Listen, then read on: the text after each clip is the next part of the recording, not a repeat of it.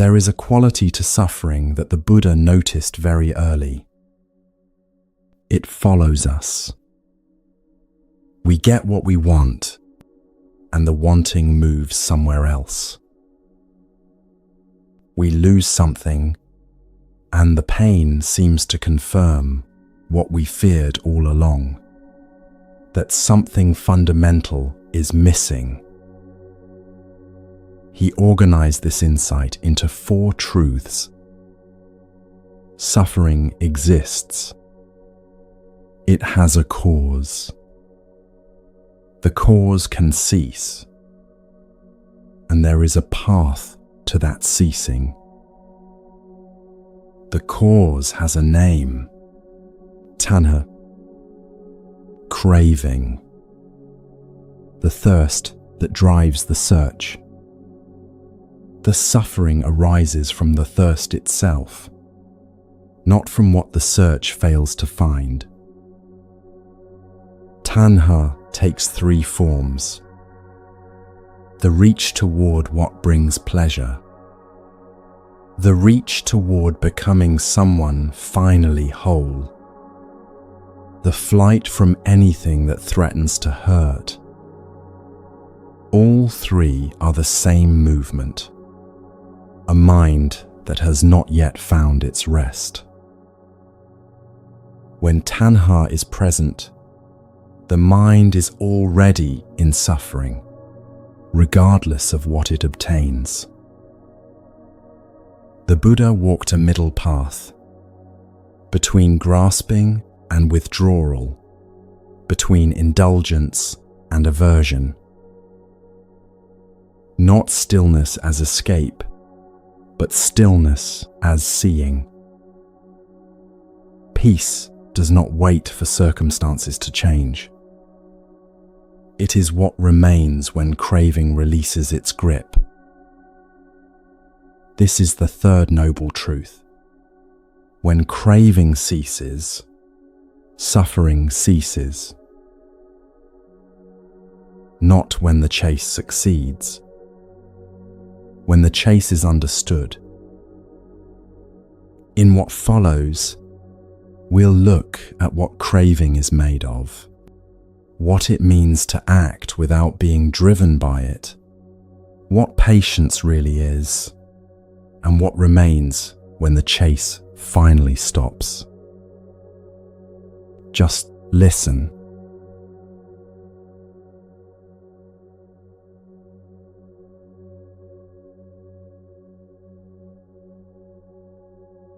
To understand the chase, we have to go to where it begins. Not to the moment we first wanted something, but to the quality of mind just beneath the wanting, the part we rarely look at directly. The Buddha spent years watching this, in himself first, then in the people who came to him carrying their grief and their carefully maintained hopes. What he found was not comforting, and it was also not hopeless. It was this: the chase is almost never about what it says it is about. There is a story from the early teachings that holds this very quietly. It is the story of a man named Ratapala, a man who had everything the world considers worth chasing, who saw something clearly one afternoon and never needed to chase again. The story does not tell us he became cold or empty. It tells us he became free. And the difference between those 2 things is the whole of what this teaching is about. Ratapala was the only son of a wealthy and respected household in a town called Thulakothita.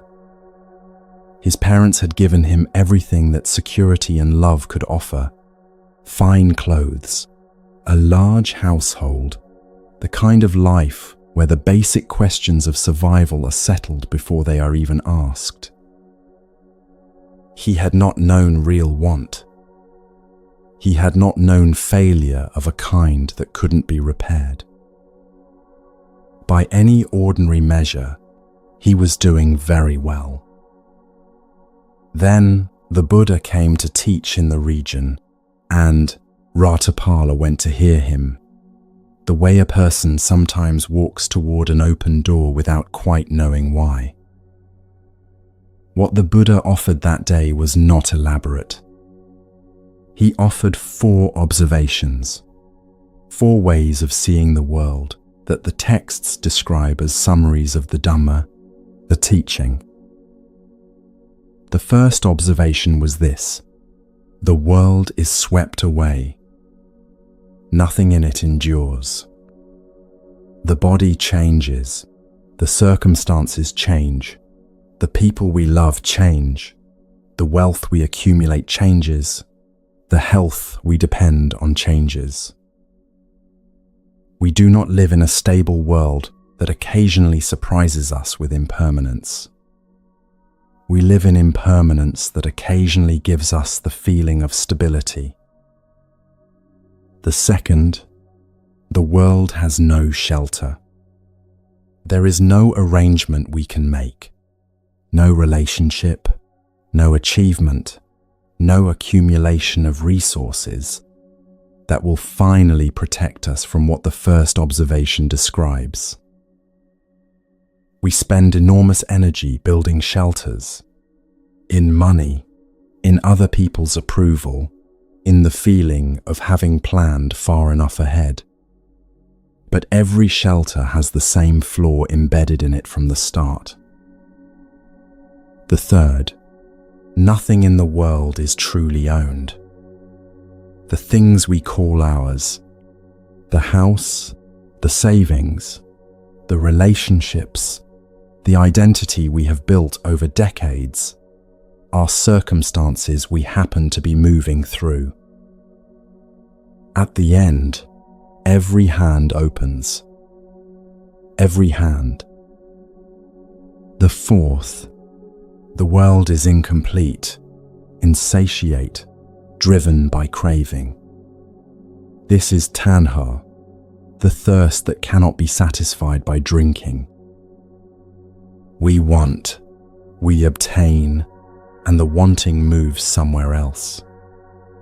The world does not fail us by being impermanent. The suffering comes from expecting it to be otherwise. These 4 observations landed in Ratapal differently than anything else he had heard. Not because they were new.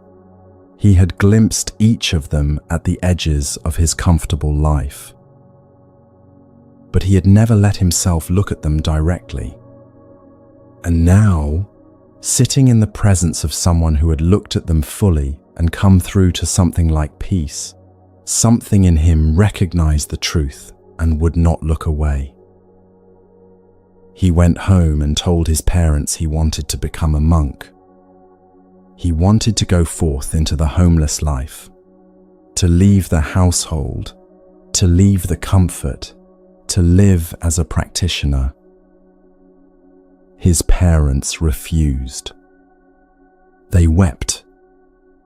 His father said that Ratapal was their only son, their joy, and they could not give permission for this.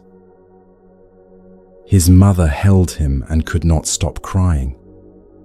His friends came and tried to reason with him. Ratapala refused food. He lay down on the floor of his family's home and told them he would either die there or receive their permission to ordain. This is the moment the text records without judgment, the moment when what a person has understood becomes more pressing than the comfort of those they love. It was not comfortable to live through, but Ratapal was not being cruel.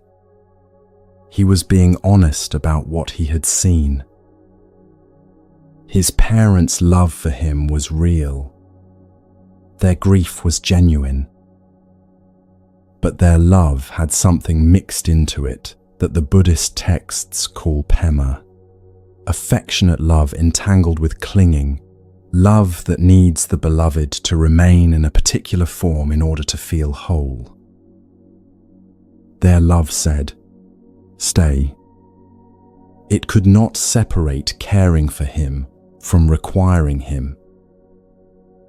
Eventually, they relented, with one condition: the Buddha himself had to accept him.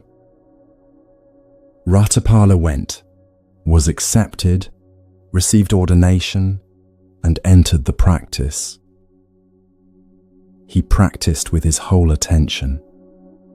He was not there by accident, or for social reasons, or because life had disappointed him badly enough to seek an escape. He was there because he had seen 4 things clearly, and he oriented everything around that seeing, the way a plant orients toward light, not by forcing itself, but because that was the only direction that made sense. The texts tell us that within that same period, he attained arahantship, the full release from craving and clinging, the peace that remains when tanha is no longer running the mind. Sometime later, he returned to Thulakothita to see his family. He arrived quietly and rested in the royal park.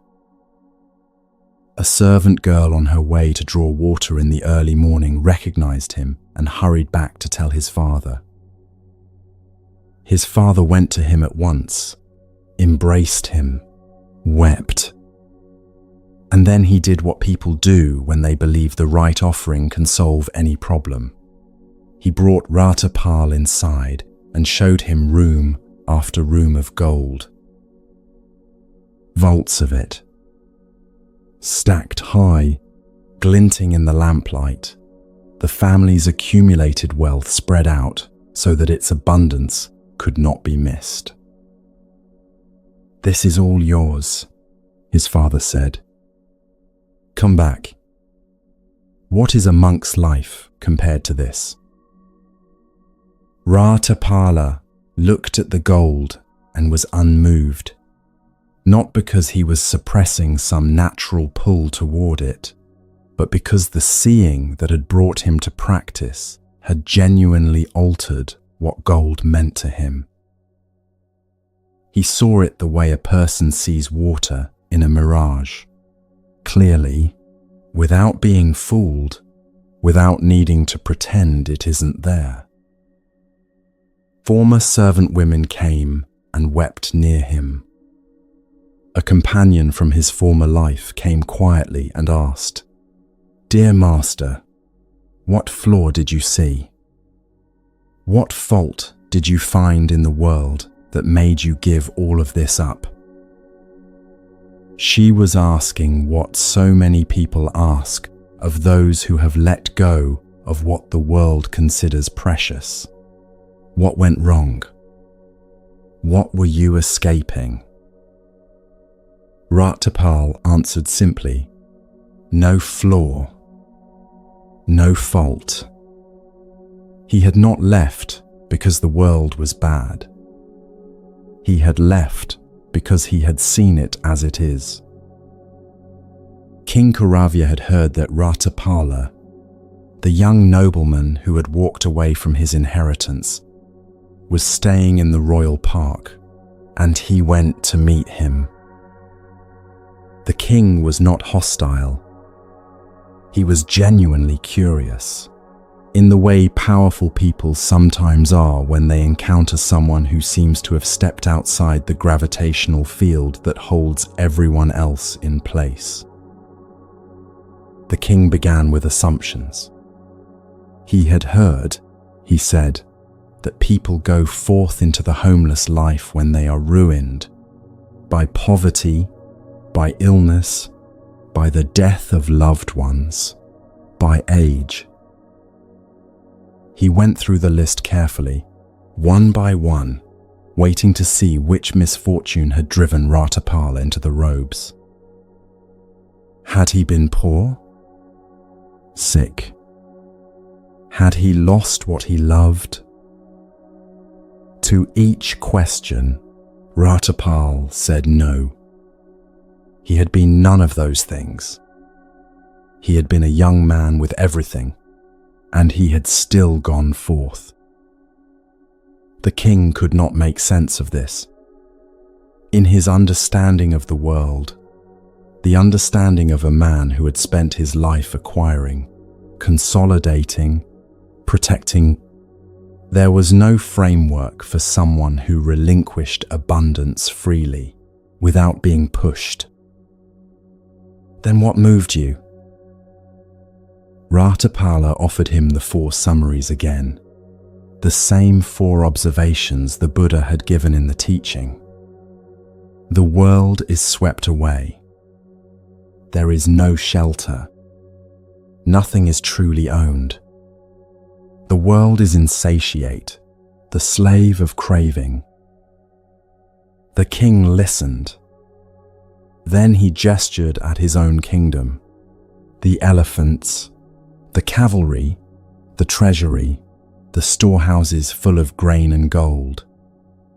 With all of this, he said, I am among those best placed to enjoy what life offers. How can you say there is no shelter? Ratapala paused. Then he asked the king one question. Suppose you were badly ill, in terrible pain, the kind of pain that takes over everything. Could you command your relatives and friends? Come, all of you. Share this pain with me, so that what I carry becomes lighter? The king said no. No one can do that. Or suppose death was coming, Ratapala continued. Could you command your treasury to open, to offer your wealth in exchange, half your lifespan given to those with longer lives, so that you might live? Again, no. This is what is meant by no shelter, Ratapala said. Not that you have nothing, but that what you have cannot reach where the suffering goes. We spend our lives building shelter, wealth, status, the loyalty of those close to us. And each of these things is real and good in its own way. But none of them can stand between us and illness, or loss, or the fact of death. The protection we accumulate does not protect us from the things that matter most. Then the king tried one more thing. He sent women, his own consorts, dressed in fine clothes, perfumed, ornamented, to sit near Ratapal and speak to him as a husband. A test, or perhaps a hope. If anything remained in this monk, if any thread of craving could still be found, this might find it. Ratapala looked at them. He didn't look away in aversion. He didn't smile in recognition. He simply looked, clearly, without any particular movement in his face. Then he turned to the king. Great king, where do these women come from? The king said they were his own chief consorts. Ratapala nodded. In the teaching, he said, they would be called magically fashioned beings. He didn't mean it as a dismissal. He meant it as a precise observation. When the mind sees clearly, sees the body aging, sees impermanence running through everything, what craving had placed on the object dissolves. Not because the person becomes less, but because what we were reaching toward was never the person themselves. It was the image we had built around them, the promise we believed they carried, the way they seemed to answer something the mind had decided was missing. When craving is absent, we can see people as they actually are, not as mirrors of our own need, not as objects to be obtained or lost, simply as they are, living, changing, themselves. The women left. The king sat very still. What Ratapala was pointing to, in his patient way, is what the Buddha mapped with great care. There is a chain. It doesn't begin with what we want. It begins earlier, with contact. Phassa, contact. A sound reaches the ear. A scent reaches the nose. A thought arises in the mind. Someone says something to us on an ordinary afternoon and the words land somewhere in the chest. Contact is the first condition. By itself, it is neutral. It happens thousands of times each day, most of it beneath our awareness, unremarkable, unrecorded. Then comes Vedana, feeling tone, not emotion, something more basic than emotion. Every contact is experienced as pleasant, unpleasant, or neither. The food is sweet and there is a pleasant tone. The criticism lands and there is an unpleasant tone. The background hum of a room is neither. This happens automatically, instantly, before any decision is made. We don't choose Vedana. It arises from contact the way heat arises from fire. Then tanha, craving. If the Vedana is pleasant, the mind moves toward it, wants more, wants it to continue, wants to hold the moment in place. If the Vedana is unpleasant, the mind moves away, wants it gone, wants it different, wants to be somewhere other than here. This is where the chase begins. Not in the wanting of any particular thing, but in this reflexive movement, toward and away, yes and no, the mind perpetually in motion, perpetually dissatisfied with what is actually present. Then upadana, clinging. The craving solidifies into grasping. We don't just want the pleasant thing, we believe we need it. We don't just dislike the unpleasant thing, we believe our well-being depends on escaping it. The object becomes fixed in the mind. Plans form around it. Strategies develop. We start organizing our days, our relationships, our decisions around obtaining or avoiding the thing we've gripped. Then bhava, becoming. The clinging shapes who we believe we are. I am someone who needs this. I am someone who cannot bear that. I am the kind of person who deserves more, or the kind of person who will never have enough, or the kind of person who must protect what they have at all costs. The sense of self is built, moment by moment, out of what we cling to and what we flee, and then suffering. Not as punishment, not as a verdict on the person, as the natural consequence of a mind organized around reaching and fleeing, never landing anywhere, never resting in what is already here, never quite arriving at the thing it keeps moving toward. This is what the Buddha called dependent origination. It isn't a theory about the cosmos. It is an observation about how the mind produces its own suffering. Link by link, moment by moment, without anyone choosing it. The chain is impersonal, but it runs through a personal life, and it costs that life its peace. What makes Ratapal's story powerful is this. He didn't remove himself from the chain by going numb.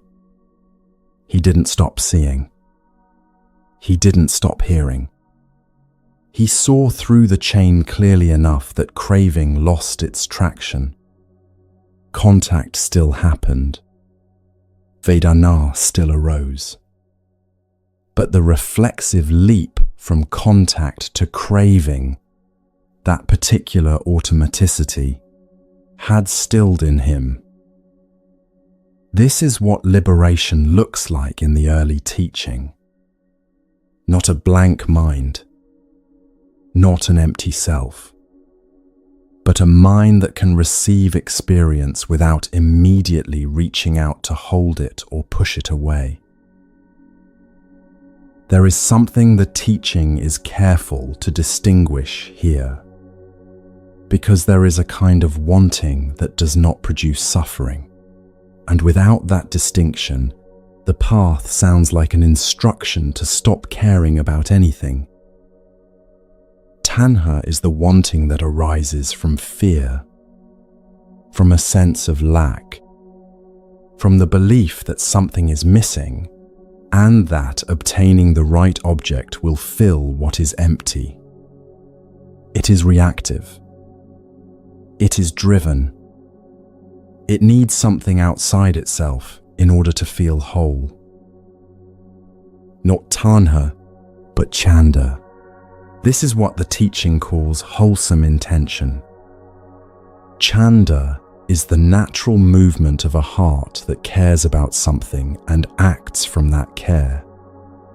A parent sits with a sick child through the night, not because they are afraid of being judged, but because the child is loved.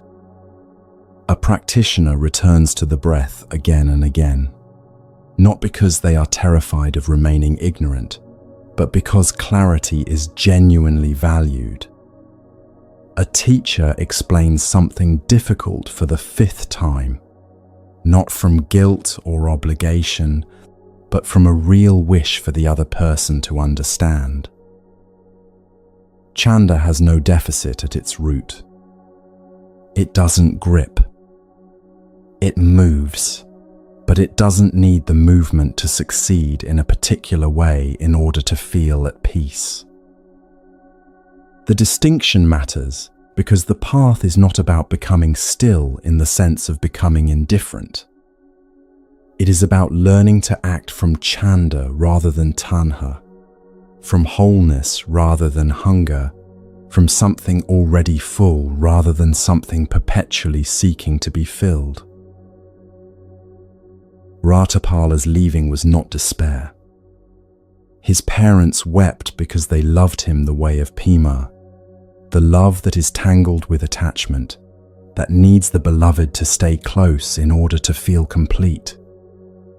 But what moved Ratapala rose from something cleaner than Pema. He had seen the way, and he wanted to follow it. That wanting was chanda. We can feel this distinction in ordinary life, even if we don't have the words for it.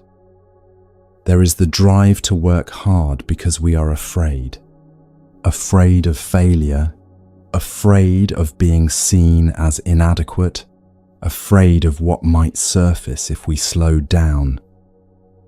And there is the movement toward work because something in us genuinely cares about what we're making, or who we're helping, or the problem we're trying to understand. The first is tanha dressed up as purpose. The second is chanda. They can look identical from the outside. Inside, one brings a tiredness that doesn't end when the work ends, and the other brings something more like meaning. The Dhammapada records a line the Buddha spoke that echoes quietly through the king's story. From what is dear, grief is born. From what is dear, fear is born. For one who is free from what is dear, there is no grief. Whence fear? Piya. What is dear? What we have made precious through our clinging. The word is not love. It is the object of attachment, the person, the outcome, the thing the heart has gripped and will not release. When we lose what is piya, grief comes. This is not because grief is wrong. The grief is proportional to the grip. The depth of the loss reflects the strength of the clinging that came before it. This is not a moral judgment. It is a description of how the chain works. The Buddha was not teaching that we should not love. He was pointing at two different movements that we both name with the same word, and the confusion between them costs a life its peace. Pema is the love that depends. It calculates. It keeps a quiet accounting of whether the beloved is close enough, constant enough, unchanged enough to justify the feeling of security. Pema says, I love you, and because I love you, I need you to stay as you are and stay close to me. Pema is not evil. It is deeply human, but it contains within itself the seed of its own suffering, because everything it grips is impermanent. Metta is different. The word is often translated as loving kindness, but that phrase has softened in translation. The Pali holds something more precise, a wish for well-being that needs nothing in return. Metta says, may you be well, whether you are near or far, whether you remember me or not, whether you change or stay the same. Metta is not conditional. It doesn't require a particular response from its object in order to keep moving. Metta is the love that doesn't grip. It moves toward others the way warmth moves, not because warmth is trying to obtain something, but because warmth is its own nature. The king loved his kingdom with Pema. Ratapala's parents loved their son with Pema. There is no blame in that. But Ratapal's equanimity in returning, meeting his father's grief without being consumed by it, looking at the women without craving, meeting the king's clever questions without defensiveness, this was something else. A quality of presence that did not require anything to be different than it was. Contact, Vedana, but no tanha. Here is what the teaching is actually opening, in its quiet way. Not a demand for the performance of non-attachment. Not an instruction to suppress feeling, but a question the story leaves open and doesn't answer for us. What is the difference, in this moment, between moving from love and moving from fear? We are often certain we know. We tell ourselves we want things for good reasons. We pursue the relationship, the recognition, the security, because it matters, because we care. And it does matter. But underneath many of these pursuits, when we look carefully, there is a thread of fear running beneath the wanting. The fear that without this we are not whole. The fear that if we stop moving, we will find nothing waiting. The chase does not announce itself as fear. It announces itself as desire, as ambition, as love. It has good reasons, It makes plans. It is very busy. And underneath the busyness is the thing that the four summaries name with such precision. The world is insatiate. Craving, when fed, does not diminish. It finds the next thing to reach toward. Ratapala saw this in his own life before he left it. He was a young man from a good family, respected, cared for, with friends who loved him. By the measures of his world, he had much. And he saw, nonetheless, the structure running underneath all of it, the insatiate quality of wanting more, of becoming more, of a self that keeps expanding in search of a completeness it never quite reaches. He did not leave in bitterness. He left in clarity. There is a difference, and the difference is not small. What the teaching offers is not an instruction to abandon life. It is an invitation to see the difference between the chase and the movement, to notice, in small moments, whether the wanting underneath an action is thin and urgent and fear-driven, or spacious, clear, rooted in something that is already whole. This is the work. Not once, in a single dramatic moment of letting go, but again and again, in ordinary moments, in the texture of an ordinary day, in the quality of wanting that moves through us before we even notice it has arrived. But seeing the nature of the chase is only the beginning. There is also the question of what happens to the mind when it stops forcing, and what becomes possible in that stillness.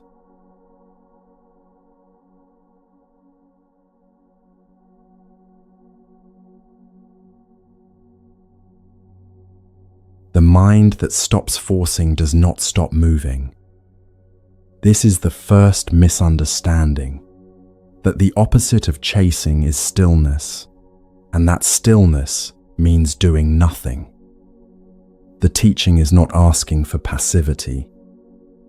It is asking for something harder and more precise. Effort without grasping, attention without demand, movement that no longer requires a particular outcome in order to feel worthwhile. There is a story from the canon that holds this distinction very quietly. It doesn't announce its lesson. It simply shows what it looks like when a prepared mind finally meets what it has been looking for, not because it forced the meeting, but because it had become still enough to hear. Pukusati was a king in the northern city of Takasila. He governed well.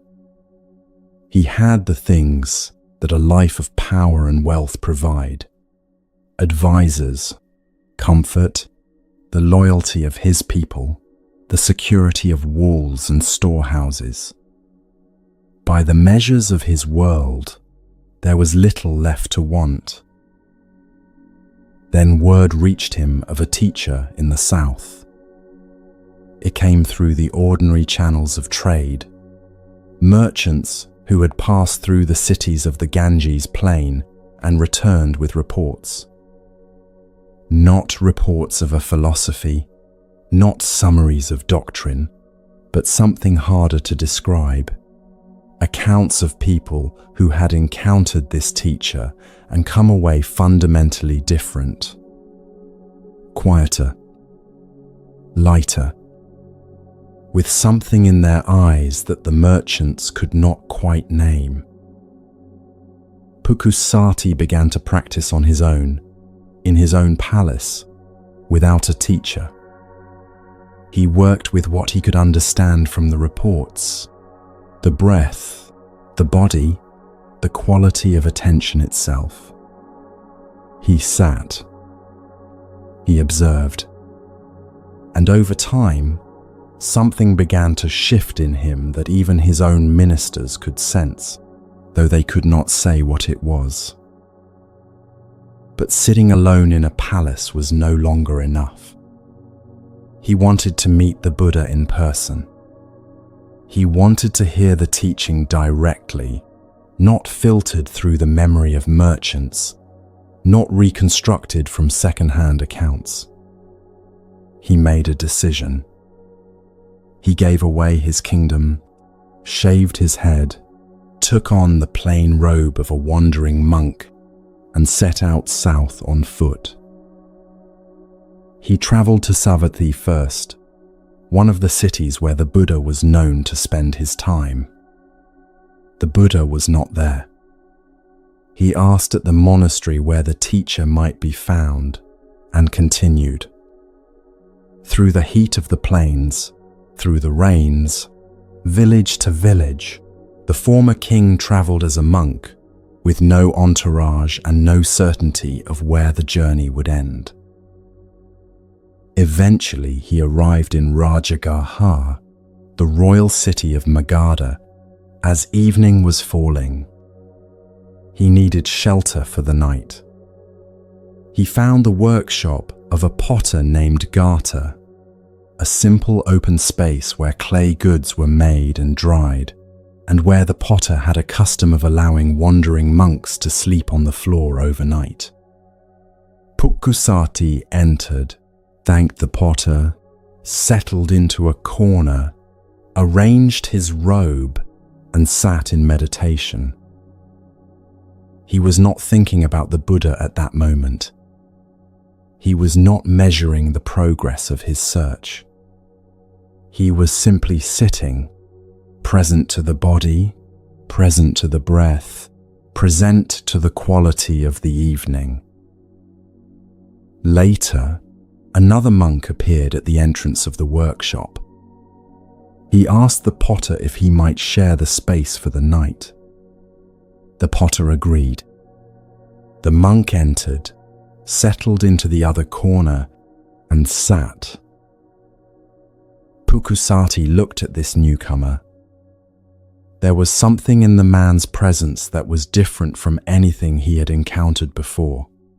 A stillness that was not inertness, a quality of alertness that had no edge of anxiety in it, a composure that seemed to arise not from suppression but from something much deeper than that. Pukkusati sat with it. He did not speak. For some time, both men sat in silence. Then the stranger spoke. He asked Pukkusati, simply and without preamble, under whom had he ordained? What was the teaching he followed? Pukkusati said he had ordained in the name of the Blessed One, the Buddha, and that the teachings he followed were the Buddha's teachings, though he had never met the teacher in person. He had set out to find him. He had not found him yet. The stranger asked him to say more. What had he understood of the practice? What had changed in his experience? What did he see when he sat? Pukkusati spoke carefully and honestly, the way a serious practitioner does when asked to account for his own understanding, not performing knowledge, but actually looking at what was there. He described what he had noticed in the body. He described the quality of attention he had been cultivating. He described what he had understood and where the understanding still felt incomplete. The stranger listened without interrupting. When Pukkusati finished, there was a brief silence. Then the stranger began to teach.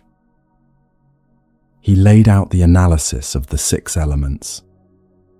Earth. Whatever in this body is solid and dense.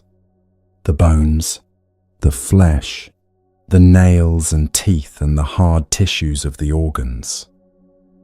Water.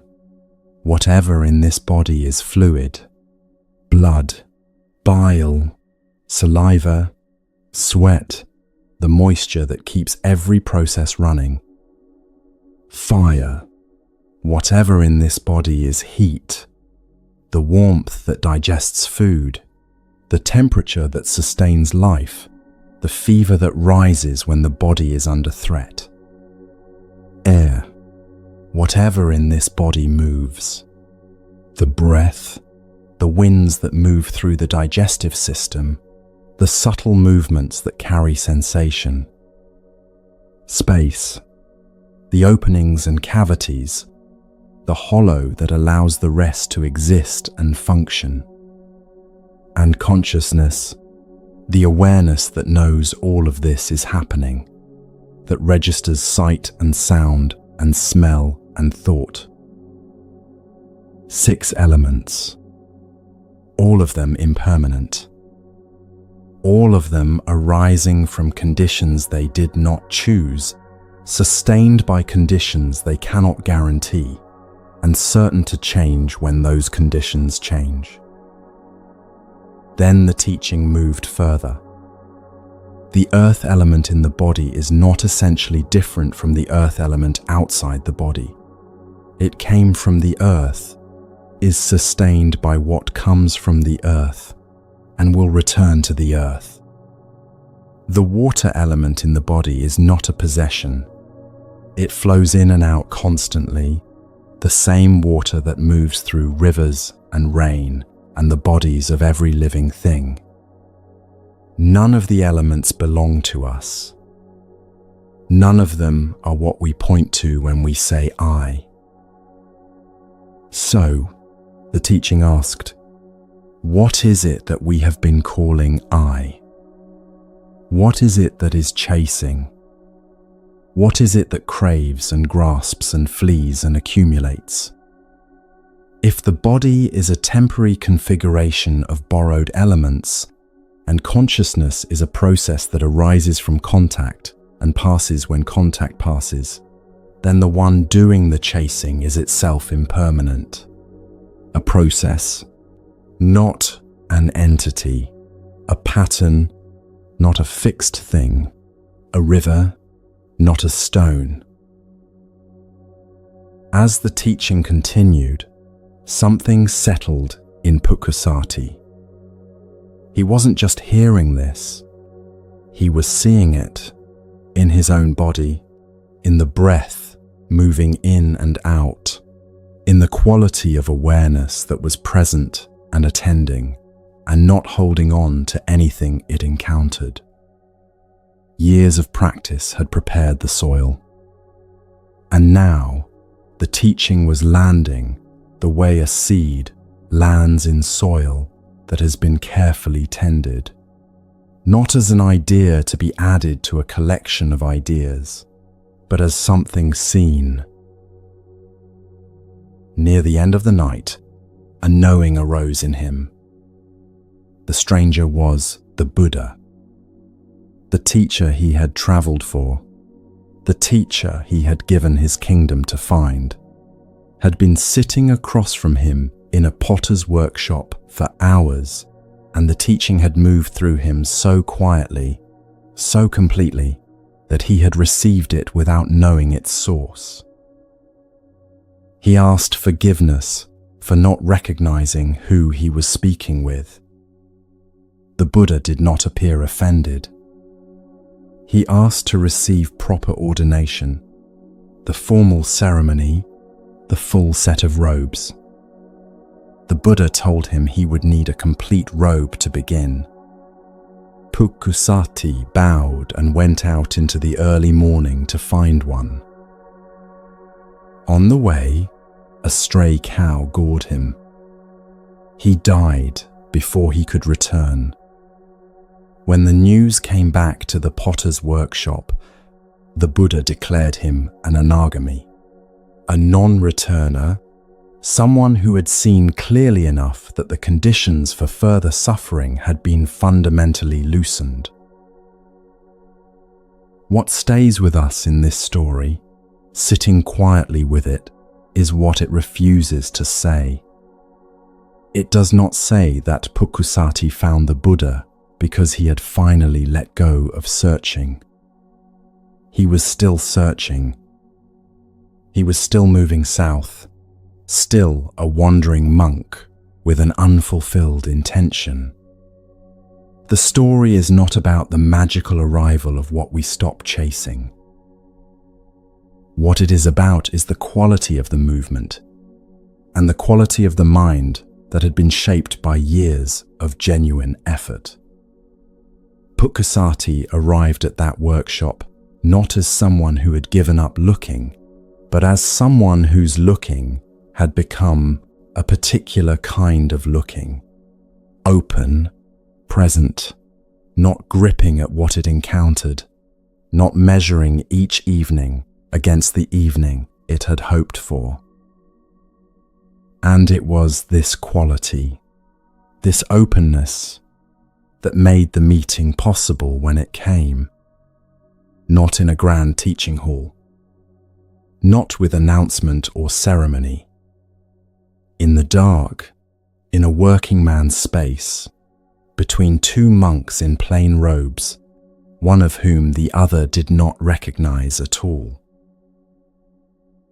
The teaching that came that night was a teaching on impermanence. But impermanence in the early Buddhist texts is not a source of despair. It is something more interesting than that. Once the implications are actually absorbed, rather than just noted and filed away as a concept. Every act of tanha, every reaching and grasping, contains inside it a belief that the thing being reached for will stay. We want the pleasant feeling to last. We want the person to remain as they are today, the way they look, the way they feel toward us, the particular configuration of closeness and ease we have with them right now. We want the success to hold, the health to continue, the good circumstance to persist. The chase is always a chase after something we believe we can secure, hold in place, keep from changing. Anicca cuts through this belief at the root. Not cruelly, honestly. Nothing stays. The pleasant feeling is already changing as it is felt. The person we love is not the same person they were 5 years ago, and will not be the same person 5 years from now. The body that is doing the chasing is itself a process, arising from causes, sustained by conditions it cannot control, moving toward its own dispersal, whether or not the chase succeeds. The suffering doesn't come from the impermanence itself. It comes from the gap between what is impermanent and the demand that it be permanent. That gap is where the friction lives, the friction of trying to hold a river still, trying to make the moment last longer than conditions allow, trying to keep the person from changing, trying to secure the outcome against a future that has not yet arrived and cannot be fully controlled. When anicca is actually seen, not as a philosophical position, but as something observed in the texture of experience, the grip on permanence begins to soften on its own. Not because we decide to stop caring about things, but because the pretense that what we are gripping is stable has become harder to maintain. We can see it changing in real time as we sit with it. The earth element in the body right now is not the earth element that was here 10 years ago.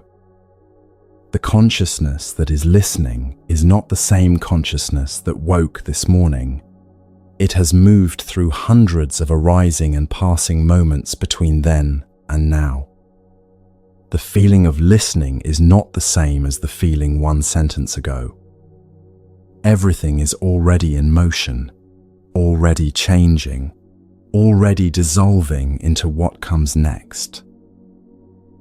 Seeing this doesn't produce emptiness. For Pukusati, it produced something the texts describe as a great settling, the mind landing on something true, something it had always suspected but never seen this clearly before. When we stop resisting the fact of impermanence, when we stop spending energy on the pretense that the impermanent things will hold, something opens up. Not emptiness. Something more like relief. The path addresses the question of effort directly. The Buddha called it samavayama, right effort. It is the sixth factor of the Eightfold Path, and it is commonly misread as an instruction to try harder. The word right is doing critical work here. Sama doesn't mean more. It means wise, effort applied in the right direction, with the right quality, from the right place in the mind. Effort that is grounded in understanding rather than driven by fear. Samavayama has 4 aspects. The first is preventing unwholesome states from arising, not by suppressing them, but by understanding the conditions that generate them and working with those conditions before the state takes hold. The second is letting go of unwholesome states that have already arisen, not by fighting them, but by seeing them clearly and not adding fuel to them. The third is cultivating wholesome states, generosity, clarity, the wish for others' well-being, the qualities that open rather than contract. And the fourth is sustaining wholesome states when they arise, attending to the conditions that support them without gripping the states themselves. None of these 4 are about force. None of them are about pushing harder. They are all about tending, about understanding what conditions support what, and attending to those conditions with care and patience. A gardener doesn't force a plant to grow. She doesn't stand over it demanding that it be taller, or push at the stem to accelerate the process. She removes the weeds that would choke the roots. She provides the right amount of water, not too much, not too little. She ensures the plant has light. She watches what is actually happening and responds to it, rather than imposing a picture of what should be happening. The growing happens when the conditions are right, and the gardener understands this well enough not to confuse the growing with the tending. Right effort is this: tending the conditions of the mind, not forcing the outcomes. And this is a significantly different activity from what most of us call trying. When we try in the way that Tanha drives us to try, we push. We increase the intensity. We extend the hours, raise the stakes, hold the breath against the discomfort of not yet having arrived. And sometimes this produces results. But the quality of the effort, the fear underneath the pushing, exhausts the mind even when the results come. Because we were running on a fuel that depletes. Right effort runs on something else. Not urgency, but care. Not fear of what happens if we fail, but genuine interest in what we are tending. The gardener loves the garden, not because love makes the plants grow, but because love is what makes her attentive to what the plants actually need, rather than what she imagines they should need. Pukusati had been practicing right effort for years before that night in the workshop. His effort was real. The journey south was not a casual undertaking, and the daily practice of sitting and observing and returning to the breath is a form of effort that requires genuine commitment.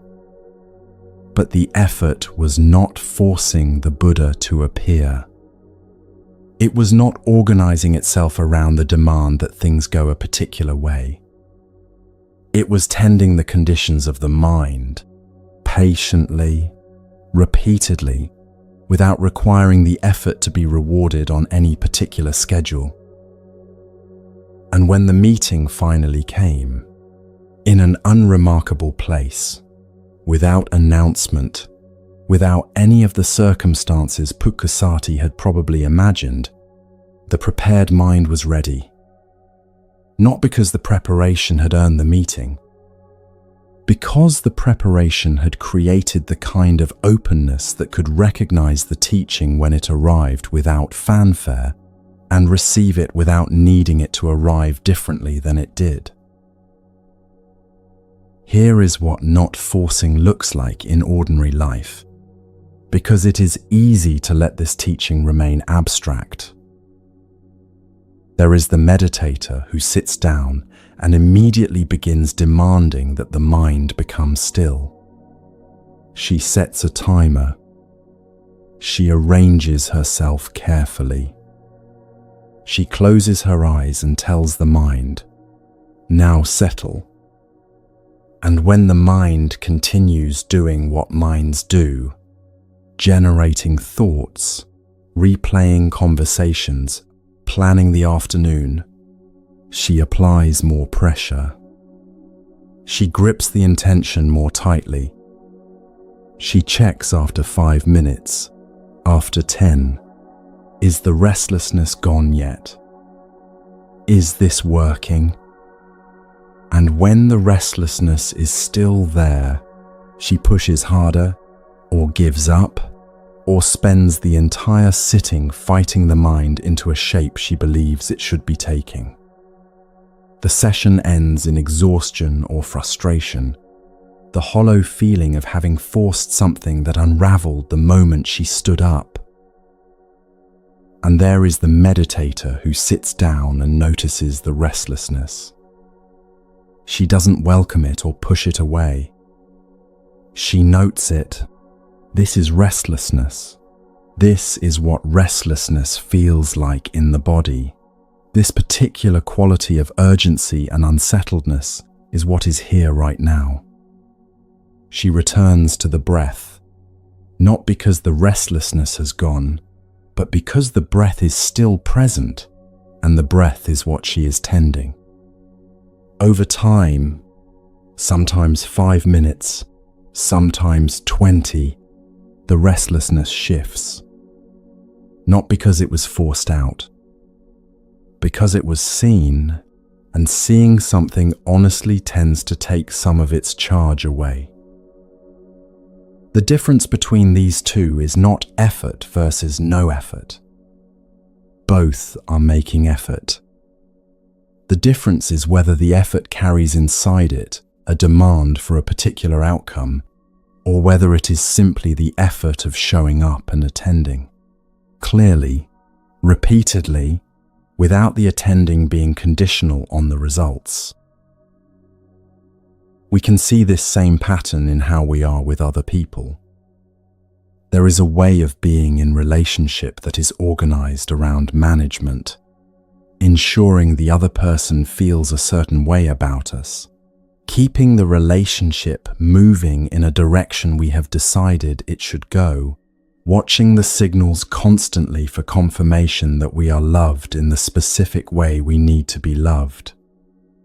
This is exhausting to do and exhausting to be on the receiving end of. People feel the grip underneath the connection, even when the grip is dressed up as love or care or concern. And they naturally draw back from what feels like a demand. There is also a way of being with another person that is simply present. attending to what they are actually saying, rather than listening through the filter of what confirms or threatens our picture of the relationship. Open to what arises between two people when neither of them is performing a strategy. This is not the absence of caring. It is caring that doesn't require the other person to be configured in a particular way in order to feel like love. Caring that can hold impermanence, the fact that the person is changing as we are changing, and the relationship is therefore always something different than what it was yesterday. In work, the same distinction runs.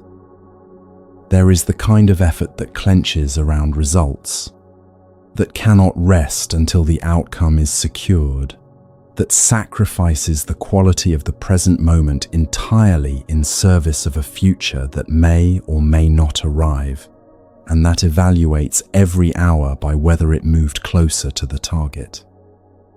And there is effort that stays with the work itself, that brings full attention to what is actually in front of it, and trusts that this quality of attention is worth something even before any outcome arrives. The Pali word for this quality of attention, the open, attending presence that is neither forcing nor passive, is sati. Translated as mindfulness, though that word has been used so widely now that it has softened considerably from what sati actually describes.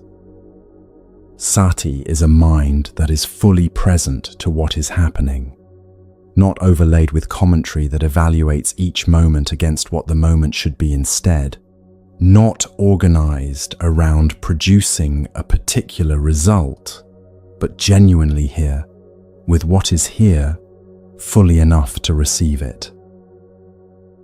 When sati is present, the mind is still moving. It is attending, responding, deciding, acting, but it is not chasing. It is not arranged around obtaining a particular outcome and measuring every moment against that outcome's arrival. It is here, with what is here, and this present quality of being here is itself the thing that right effort cultivates and sama vayama tends. This is what Pukusati had developed across years of practice before that night. A mind that had learned through sitting, attending, returning again, to be present to whatever arose without immediately reaching out to hold it or pushing it away to get back to something more comfortable. This is why he could sit in a potter's workshop with a stranger he had never met and receive a teaching that transformed him, without needing the teacher to identify himself, without needing the setting to be more dramatic, without needing any of it to match the picture of how the meeting was supposed to go. After the 6 elements are laid out in the teaching, after the impermanence of each one is seen clearly, something the text calls upekkha arises. Equanimity, but not the equanimity of indifference, not the flatness of someone who has stopped caring about anything and calls that peace. Rather, the equanimity that arises when the mind is no longer spending all its energy on resisting what is impermanent, or grasping at it, or trying to arrange experience so that the impermanent things will somehow stay. The texts describe this upekkha as bright. The word is precise. This quality of equanimity is not dull. It is more alive to experience, not less, because the energy that was going into the chase has been freed for the actual texture of what is present, the actual quality of this moment, the actual contact of life as it is happening. We spend enormous energy trying to make experience into something other than what it is. The mind that is no longer doing this has more energy, not less, for the life in front of it. More presence, more capacity to receive what arises without immediately organizing it into a threat or an opportunity. More of what we might call simply being here.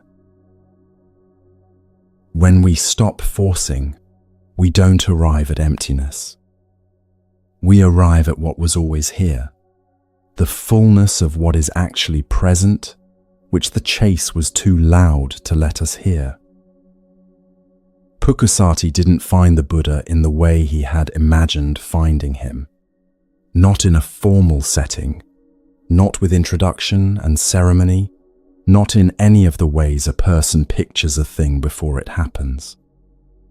He found him in the dark, in a working man's space, in a conversation that began without announcement.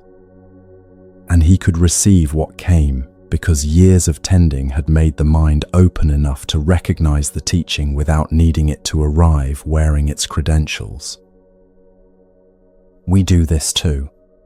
Carry pictures of how insight is supposed to arrive, how peace is supposed to feel, what the moment of understanding is supposed to look like. And because we are measuring each moment against those pictures, we sometimes miss what is actually here. The teaching in an ordinary conversation, the clarity that surfaces not in the grand gesture, but in the quiet, after the noise, the understanding that was available all along, waiting for the mind to settle enough to receive it. The hands that stop gripping don't become hands that do nothing. They become hands that can feel what they're actually holding. The mind that stops forcing doesn't become a mind that stops moving. It becomes a mind that can actually receive what is moving through it.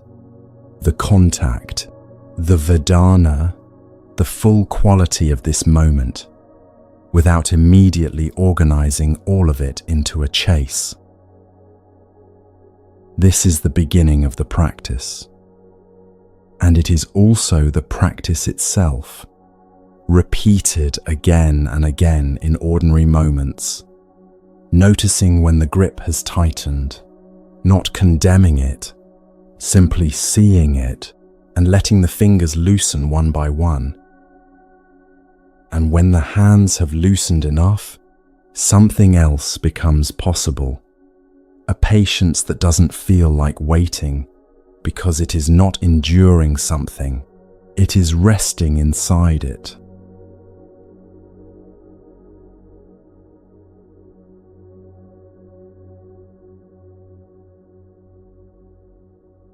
What resting inside difficulty looks like in practice is best understood through a life, not through a definition. There is a man in the texts whose entire story is a lived demonstration of the quality the teaching calls khanti, the stability that holds without hardening, the patience that rests inside its circumstance rather than enduring it. His name was Jivaka, and his story begins before he had a name, with a baby in a basket, left at the edge of a road before dawn. The woman who placed him there was a courtesan named Salavati, known in Rajagaha, skilled at her work, living a life that had no room in it for a child. She wrapped the infant carefully, or so the texts suggest, and chose a road where the morning traffic would find him. Then she walked away. Prince Abaya was passing that road when he heard what was in the bundle. He stopped and asked his attendants, "Is the child alive?" In Pali, the word for alive is jivaka. When his attendants said yes, he lifted the child and brought him to the palace. The boy grew up in the royal household without being of the royal blood. He had proximity to everything power provides: comfort, education, the company of the court, but not the certainty of belonging that blood carries. He knew who he was and who he was not. He understood that his position rested entirely on a moment of generosity from a man who had happened to be on the right road at the right time, and that generosity, however real, was a different thing from ground. At some point in his youth, the texts don't record at what age or through what precise turn of mind, Jivaka understood what his situation required. Not inherited status, not the continued favor of a patron. Something built entirely from his own sustained effort, a skill so thoroughly his own that no shift in circumstance could remove it. He chose medicine. The center of serious medical study in the world he knew was Takasila, the ancient city in the northwest, where knowledge from Persia and Greece and the great river valleys had been gathering for centuries, and where a student who came with genuine intention could receive training of a depth unavailable anywhere closer. Jivaka made the journey alone, from Rajagaha to the northwest, on foot, a journey of weeks through terrain that did not accommodate uncertainty about whether the trip was worth making. He arrived and found a physician named Disapamuk. He was accepted as a student. He stayed for 7 years. 7 years. Not as a sentence to be served, not as an ordeal to be survived, but as the actual duration of what genuine understanding requires when no one is rushing it to its conclusion. The training under Disapamuk was not organized around certification. There was no fixed date at which a student became a physician. There was no syllabus of competencies to be demonstrated and ticked off. The readiness was visible to the teacher, not in examination results, but in the quality of the students' questions. What they noticed, what they asked about, how they held what they didn't yet know. Jivaka learned the properties of plants, which roots reduced fever, which bark preparations healed infection, which leaves prepared, in which ways addressed which conditions of the body.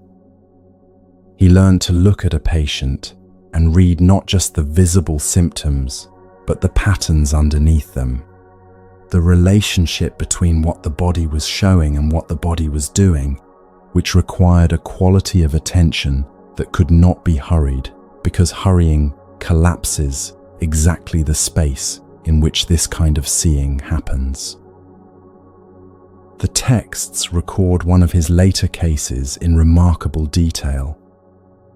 A powerful general was suffering from what sounds like a brain tumor, severe headaches, debilitating, resistant to every treatment that had been tried.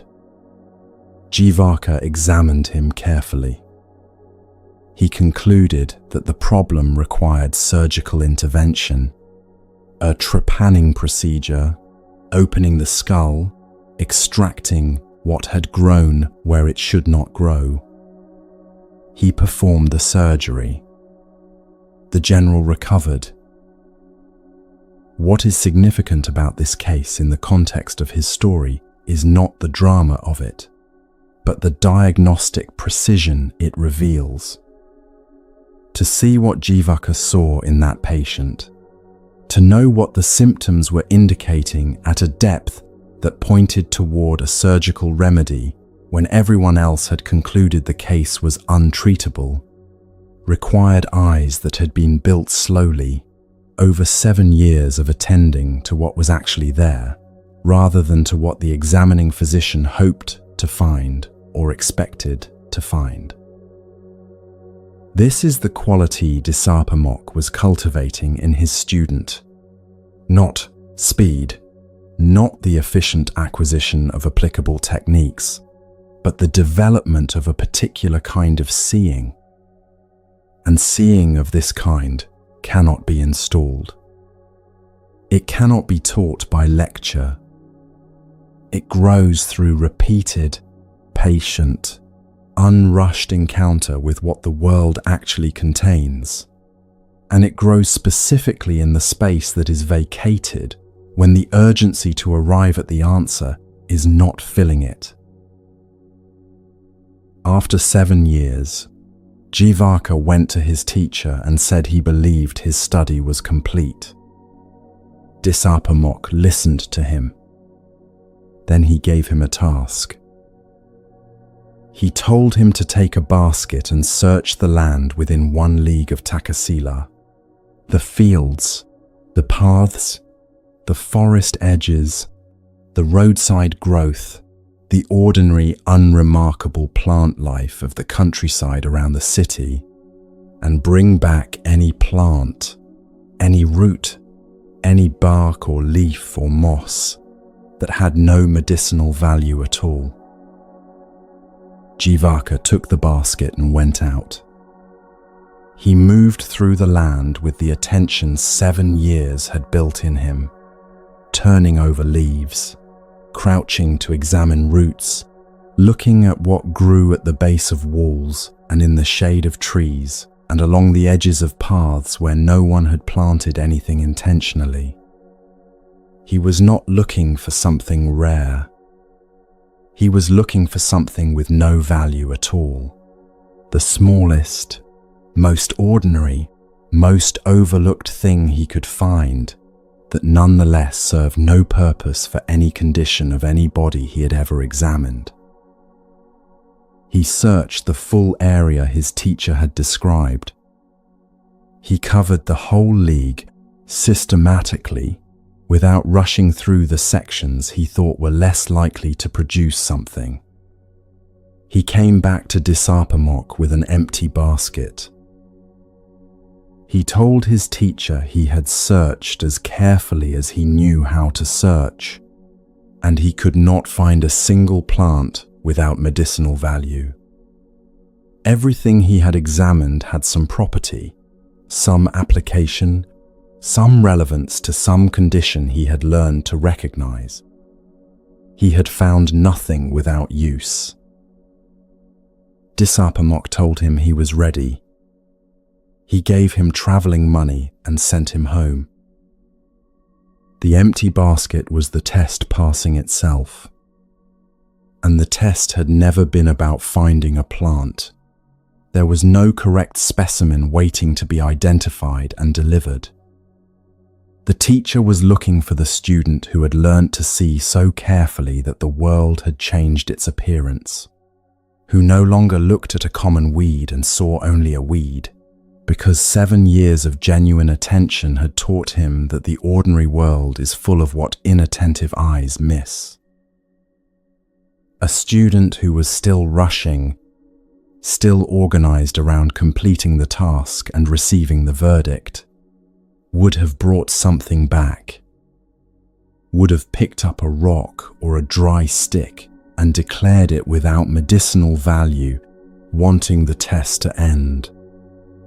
The empty basket is only possible from a student who was genuinely searching, who had no investment in the search producing a particular kind of answer, and who could therefore look at what was actually there rather than at what the situation seemed to require. Here is where the teaching on karma enters, not as a separate doctrine appended to the story, but as the thing the story is actually describing from the inside. The Buddha defined karma in a single precise line. It is intention, he said, that I call karma, not the action as it appears from outside, not the outcome the action produces. the quality of mind from which the action arises, the intention moving through the action like water through soil, invisible to any observer but shaping everything it touches. This relocates karma entirely from the cosmic to the psychological. Karma is not a ledger kept by an authority external to us. It is not a system of reward and punishment managed from somewhere outside the mind. It is not fate assigned before this life began, and it is not the universe eventually balancing its books in our favor or against us. These versions of karma are widely believed and almost entirely absent from the early texts. What the early texts describe is this: the quality of the intention that moves through an action shapes what that action actually is, what it does to the people it moves through, what it builds in the person performing it, what kind of world it helps to produce. Not through cosmic management, through the nature of what quality of attention actually does when it meets the world. An intention rooted in tanha, in urgency, in the need to secure the outcome, in the fear of what happens if the desired result fails to arrive, produces action that carries this urgency in it. The urgency is perceptible to the people receiving the action, even when it is carefully managed from the outside. The grip is felt in how the relationship moves, in what it costs to be the object of attention that is organized around an agenda. Over time, actions of this quality accumulate a particular kind of consequence, not because the universe is punishing insincerity, but because insincerity produces friction in every direction it flows, and friction, sustained, becomes the texture of the life that contains it. An intention rooted in genuine care, in real attention to what is actually needed, rather than what is needed to satisfy the agenda, produces action of a different quality, more responsive to what is actually there, more capable of being useful in the specific way this specific situation requires, rather than the general way that satisfies the need to feel like progress is being made. More able to find, like a physician moving through a field, what is hidden in what looks ordinary. Jivaka's 7 years were karma in this precise sense. Each day of genuine looking, each case attended to without the need to resolve it quickly, each plant examined without the assumption of already knowing what it was intention meeting the world cleanly, without the muddying of urgency. And the consequence of that intention, accumulated across 7 years, was not merely a body of knowledge. It was a quality of seeing that knowledge alone cannot produce. Eyes that could look at an entire league of countryside and return with nothing, because nothing met the criterion, because everything had value, because the 7 years had changed the quality of the eyes themselves.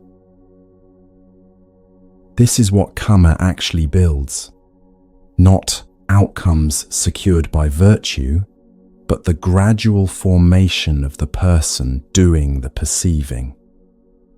The seeing is the consequence. The physician who can diagnose what others miss is not rewarded with good eyes by a well-disposed universe. He has built those eyes, intention by intention, across years of attending carefully to what was actually there. And the inverse is also true. The intentions contaminated by urgency and the need to secure outcomes don't just produce friction in the world. They produce a quality of seeing that cannot find what it is not looking for. The student who came back with a plant and called it worthless would have been showing the teacher something important. That 7 years had still not loosened the grip of the need to have the right answer, and that this grip was exactly what was in the way of the seeing the healing art required. There is a second story from the texts that shows the same quality from an entirely different angle, not across 7 years, but in the space of a single confrontation. A Brahmin named Akosa came to the Buddha in anger. He was not a stranger to conflict. He had heard that his brother had converted, had given up his family's way of life, shaved his head, taken on the robe of a wandering monk, and he blamed the teacher for this. He had been working up the anger the entire walk to where the Buddha was staying. He arrived prepared. He stood before the Buddha and delivered what he had prepared. Insults, contempt, the carefully chosen words of a man who knows what will land and where. He said all of it without restraint. He was watching, even as he spoke, for the moment when the reaction would show itself, when the composure would crack, or the defensiveness surface, or the teacher reveal that he was, after all, just a man who could be wounded by words like anyone else. The Buddha waited for him to finish. Then he asked, "When you prepare a meal for guests who do not eat it, to whom does the meal belong?" Akosa said, "To the host. It returns to the one who prepared it." "I do not receive what you have brought today," the Buddha said. "It returns to you." There was a silence. Akosa looked at the man he had come to wound. He asked, "Are you not angry?" The Buddha said that a mind which has found its ground is not a surface where another person's anger can catch. What Akosa had brought, the insults, the contempt, the accumulated heat of the walkover, had nowhere to adhere. Not because the Buddha was performing equanimity, not because he was holding the reaction in place through effort, but because the reflexive movement from unpleasant contact to retaliation, the chain running its usual course, had genuinely stilled in him. Akosa sat down. He became a lay follower of the teaching that day, not because anything had been argued to him, or demonstrated to him, or proven, but because he had encountered something he had no category for, a quality of presence so completely without need that the anger he had brought had simply found no surface to grip and had returned to him still warm. What Akosa encountered is what the teaching names Khanti, and here is what is worth understanding about it. What makes it something other than suppression or spiritual performance. The stability Akosa saw was not created in that moment. It was not the Buddha deciding, as the insults arrived, to be patient. It was ground that had been built over a very long time, the same kind of time Jivaka spent in Takasila, the same quality of accumulated intention, meeting the world cleanly enough, repeatedly enough, that the reactive chain had gradually loosened its automatic hold on the next moment. Khanti is not a decision made at the point of impact.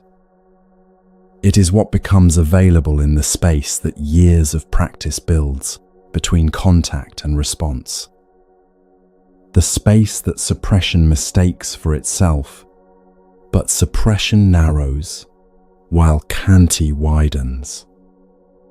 Suppression holds something down. Khanti has stopped needing to hold anything because it has found something underneath the holding that holds itself. In practice, in the ordinary texture of days that are not ancient India, that do not involve abbots or Brahmin visitors, Khanti shows up in very small moments. Someone says something dismissive, and the draft of the response forms immediately. The thing that would correct the record, would make the dismissal visible, would establish that we saw what just happened and we are not going to let it stand unchallenged. The draft forms. Khanti is the capacity to see the draft forming before it has been sent. This is not suppression. The draft is seen, not pushed down. It is not indifference. What happened was registered, fully. It is the presence of a pause, brief, real, previously unavailable, between the unpleasant contact and what the reactive mind wants to do with it. That pause is what the teaching is building in us when it cultivates Khanti, not the heroic suppression of feeling, not the performance of equanimity under fire, just the gradual widening of a space that is already there, that has always been there, but that urgency and habit have filled so completely that most of us have never found it.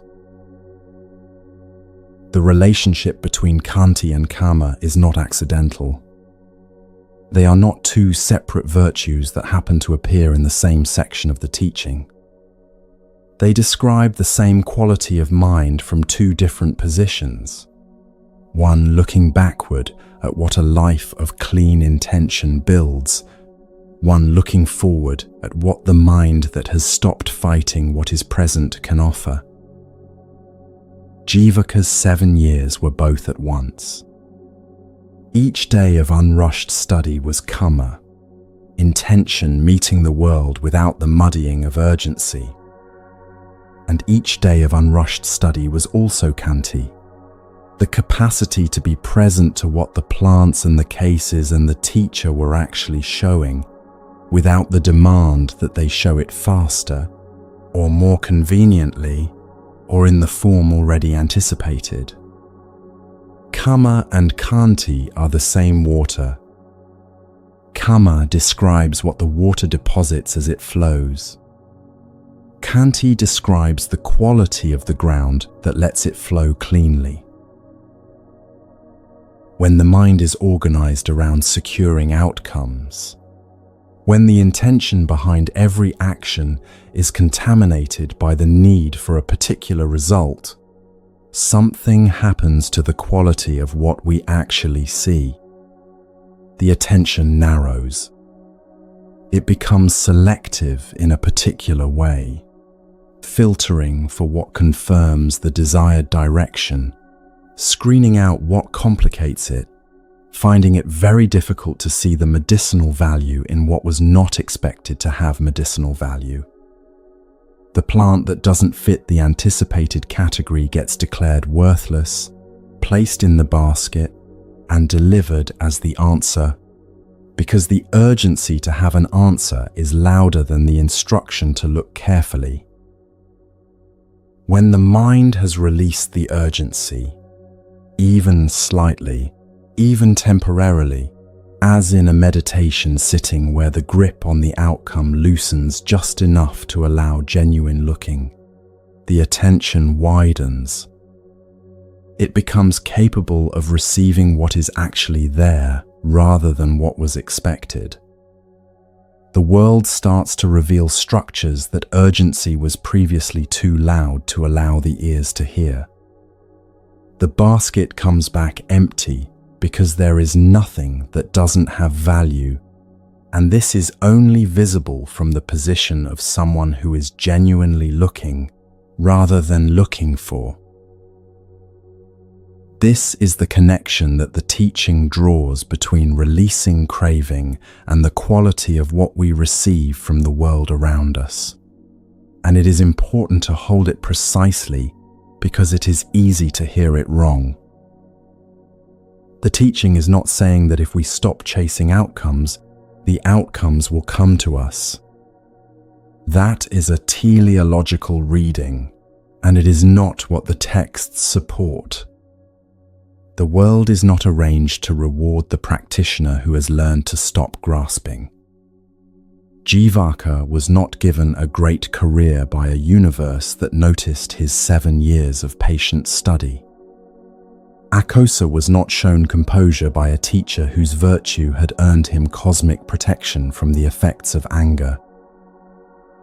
What the teaching is saying is more interior and more precise, that the quality of the seeing changes, that a mind no longer consumed by urgency can actually look at what is in front of it, at the plant, at the patient, at the angry man at the door, at the person we love whose behavior we cannot change, and find in what is actually there something that urgency would have prevented it from finding.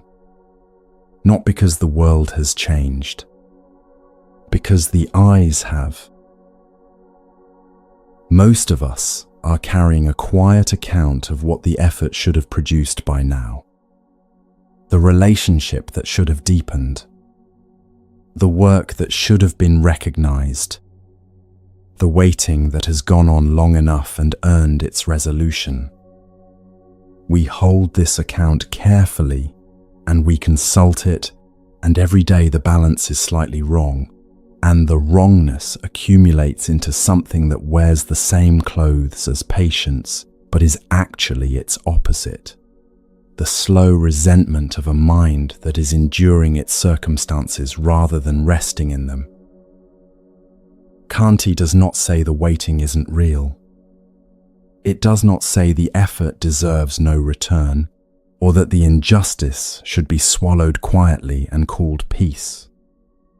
It says something different and harder, that the quality of the intention we bring to this moment, right now, before any resolution has arrived, is the karma, not the outcome. The quality of how we are present to what is here, in the absence of what we hoped would also be here by now. The meal that is offered and declined returns to the host. The anger prepared for a man who declines to receive it stays with the one who prepared it. The search for what has no value returns empty-handed because the eyes built by 7 years of genuine attention have stopped being capable of finding the worthless. In each case, the consequence is not cosmic. It is the direct and natural result of what the quality of intention, sustained over time, has actually built. What cannot be rushed, then, is not the outcome. It is the quality of the seeing that genuine outcomes require.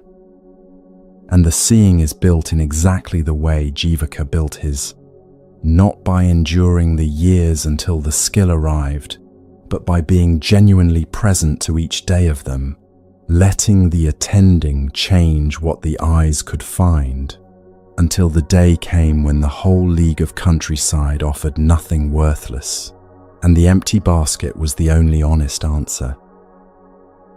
Every moment the reactive draft forms, and the mind sees it forming without immediately sending it. Every time the resentment surfaces and is held clearly rather than fed. Every sitting in which the mind notices it has been pulled away and returns, without drama, to what is actually here. The ground of Kanti is being built, not in dramatic episodes, in the unglamorous repetition of small choices about where to spend the quality of attention. This is the karma that builds the seeing. This is the Kanti that keeps the intention clean. They are the same thing, moving in the same direction, building the same ground, slowly, unannounced, in the ordinary material of ordinary days. And yet, even as the ground of Kunti deepens, even as the seeing clears and the reactive chain loosens its automatic grip, there remains something the mind is holding that it has not yet examined. Not what it is chasing, not how urgently it is trying, but what it has made itself out of, the identity it has built from what it has accumulated, the story it keeps telling about who is doing this practice and what that person is owed, the deepest grip of all, the one the mind mistakes for the self that is doing the releasing.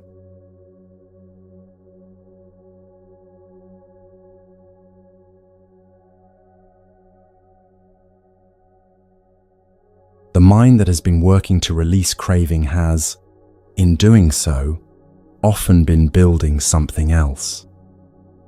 Not deliberately, not through any failure of sincerity, but in the very act of noticing the reactive chain and choosing not to follow it, of sitting with difficulty without retaliating, of learning to tell the difference between tanha and chanda. There has been something watching this work and keeping its own account.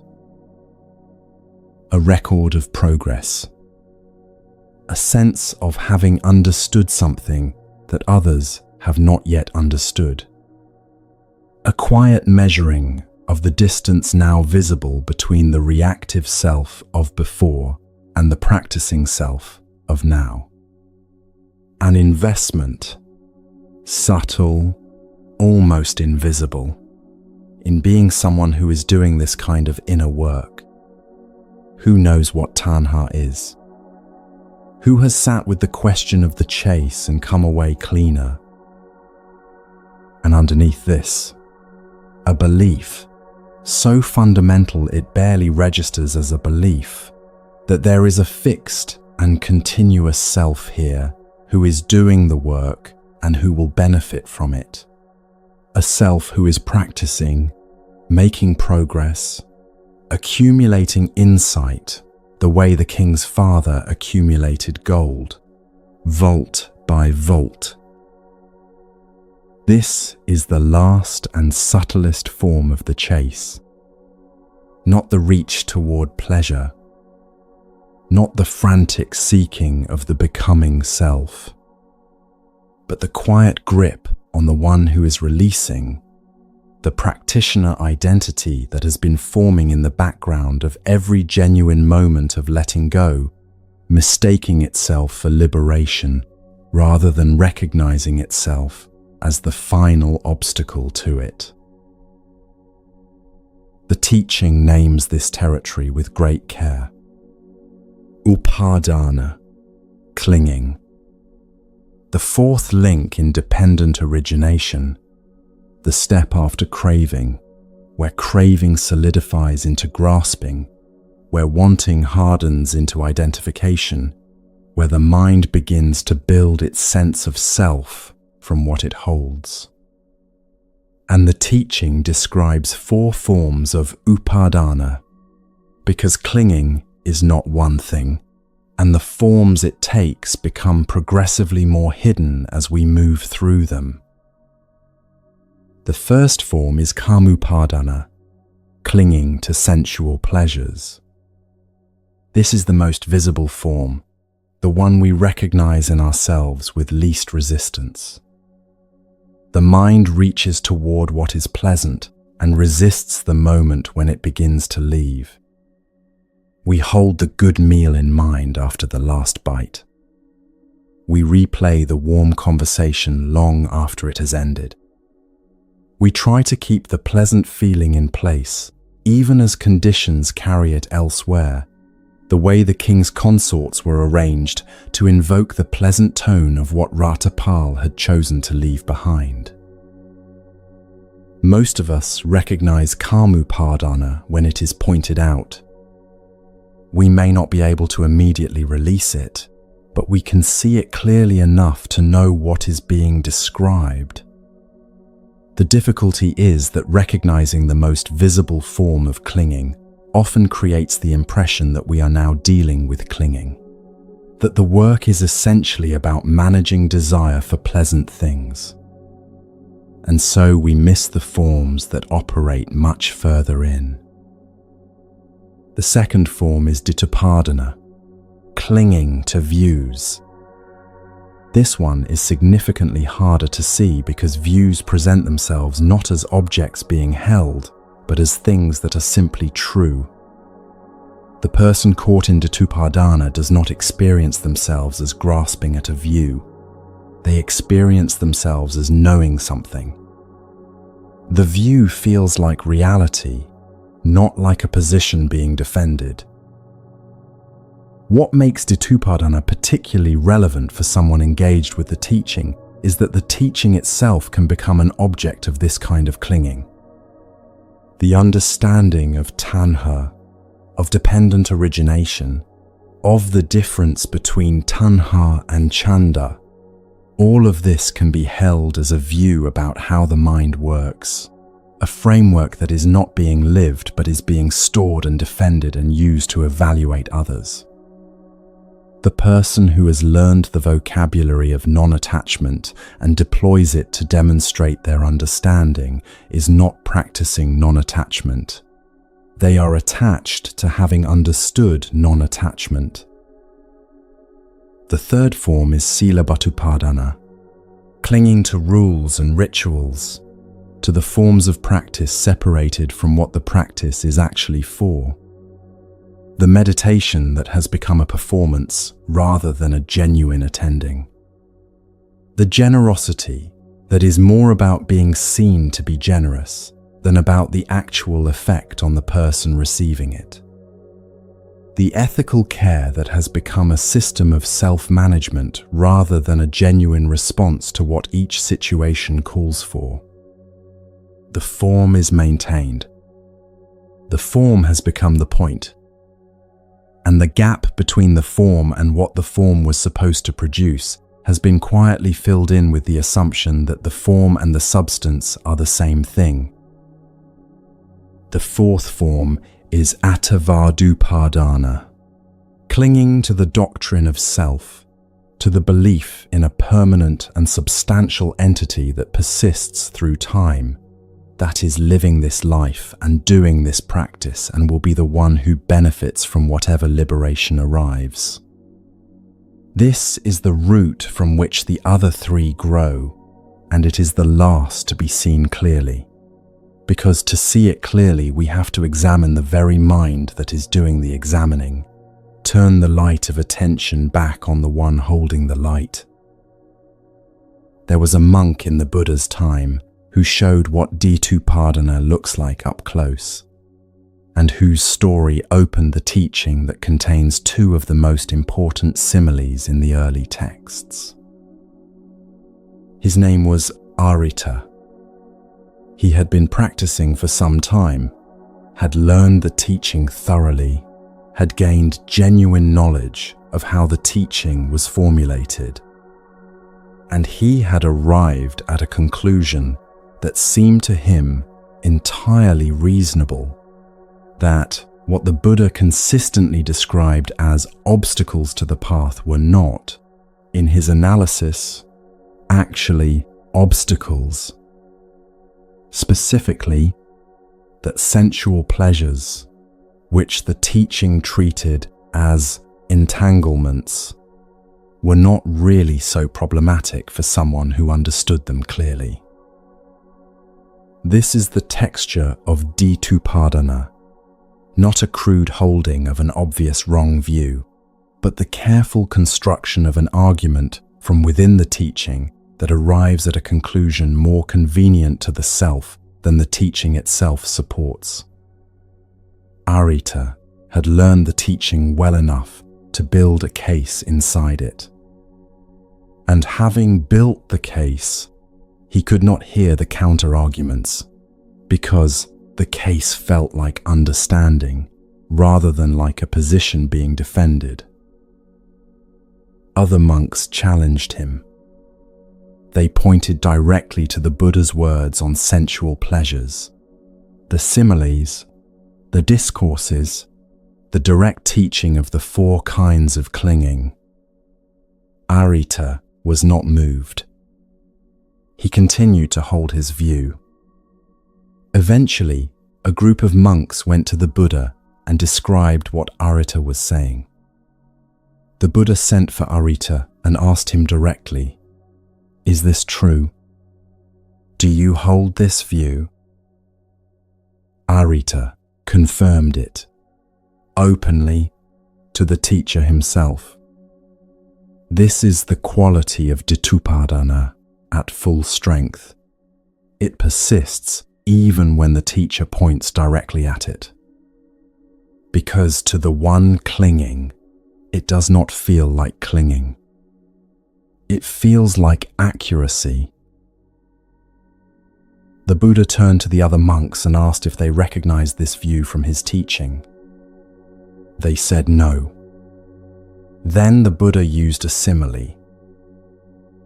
A man wants a snake. He goes into the wild looking for one. He finds a large, powerful snake and he reaches for it, but he does not grasp it at the head, the way someone who understands what they are handling would grasp it. He grabs it by the tail or by the middle of the coils. The snake turns and bites him, on the hand, on the arm, wherever the grip has left him exposed. He suffers badly because of how he grasped. The teaching is like the snake.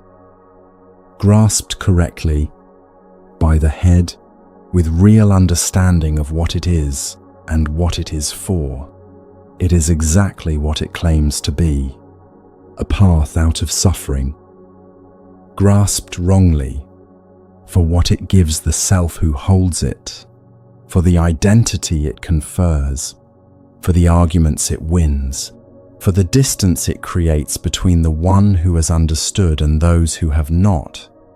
It bites. Not because the teaching is dangerous, because the grasping is. Grasping the teaching by the wrong end takes forms that are less obvious than Arita's case. The person who studies what the Buddha taught about impermanence and uses that understanding to justify emotional unavailability, nothing lasts anyway, so why commit fully, is holding the snake by the tail. The teaching is in the hands, and it is biting. The person who has learned the language of non-attachment and deploys it as a way of maintaining superiority over those who are still suffering in more obvious ways, who can describe the nature of tanha while being deeply attached to being seen as someone who has transcended tanha, is holding the snake by the middle coils. The person whose spiritual understanding has become a sophisticated system for evaluating others' ignorance, who uses the teaching's vocabulary to diagnose what is wrong with everyone else's approach, who is sharper and quicker in pointing out others' upadana than in examining their own. The snake is biting already, even if the wound has not yet been noticed. Then the Buddha offered a second simile, one that addresses not how the teaching is misused, but what the right relationship to it actually is. A traveler is on a journey. He reaches a body of water, wide, unknown in its depth, without any bridge or visible ford. On the far bank is where he needs to go. This bank is dangerous. He cannot stay here.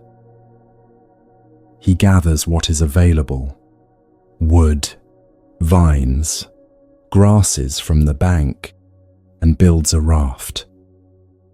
It is simple. It is sufficient for what it needs to do.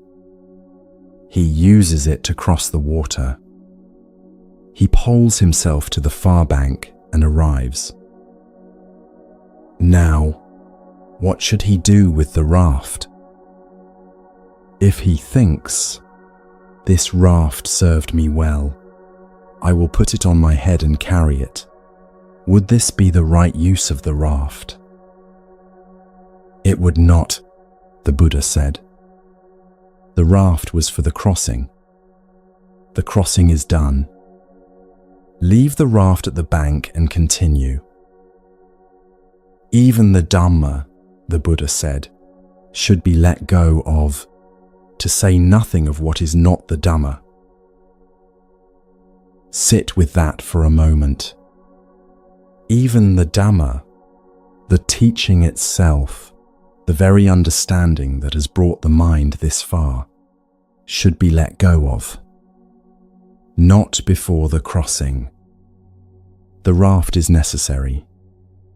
The crossing requires it. But the raft is not the destination, and a traveller carrying a raft on their head is not walking freely on the far bank. They are walking with a raft on their head. The carrying is often invisible to the one doing it because the raft was built with such genuine effort and carried the person through such real water that it has become inseparable in their mind from the crossing itself. To put it down feels like putting down the crossing. To release the teaching feels like losing the understanding the teaching produced. And so the raft stays on the head, honoured, respected, referred to constantly, while the far bank, the actual territory that was the point of the crossing, remains largely unexplored. What carrying the raft looks like, the practitioner who, years into the practice, relates to other people primarily through the framework of how much they have understood about the nature of suffering. Who encounters a friend's distress and has difficulty with it unless the friend is capable of receiving the teaching's vocabulary for what distress is? Who has built, gradually, a spiritual hierarchy in their mind, the awake and the not yet awake, the practicing and the sleeping, and who inhabits one side of that hierarchy with a certainty that is itself the most vivid form of the chase still running. The raft is on the head of the meditator who monitors every sitting against a standard of what a productive sitting looks like, who ends sessions with a verdict on their quality, who tracks a personal record of stillness and distraction across years of practice, who is proud of the practice and therefore invested in the practice, producing something that justifies the pride. The Sila Bhattupadana in this is not the meditation itself.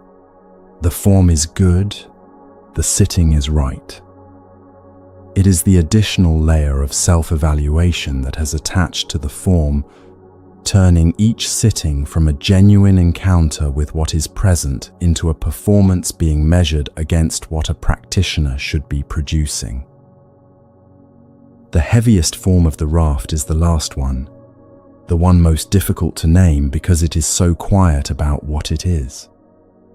Throughout all of this, through everything heard in this sitting, everything understood or half understood or resisted, there has been something taking it all in, processing, weighing, finding parts of it moving and parts of it challenging.